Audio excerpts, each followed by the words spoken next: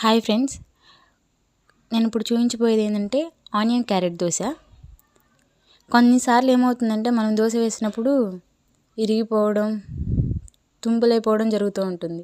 అలా కాకుండా ఉండాలంటే పెనాన్ని బాగా హీట్ ఎక్కిన తర్వాత ఇప్పుడు నేను చూపించిన విధంగా దోశని పలసగా వేసుకోవాలి. క్యారెట్ తురుముకున్నది అండ్ ఆనియన్స్ వచ్చేసరికి సన్నగా కట్ చేసుకొని వేసుకోవాలి.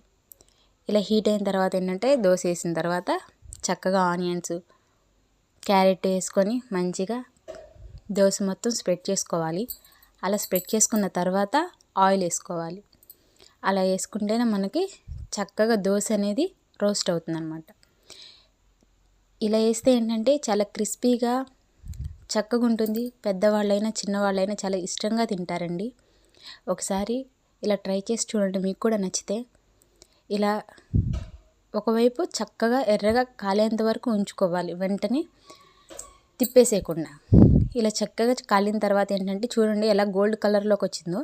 ఇలా ఫోల్డ్ చేసుకొని మళ్ళీ తిప్పిన తర్వాత ఒక 2 మినిట్స్ అలా ఉంచి తీస్తే సరిపోతుందండి.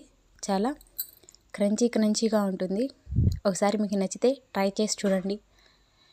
లైక్ చేయండి, సబ్స్క్రైబ్ చేసుకోండి. Thank you.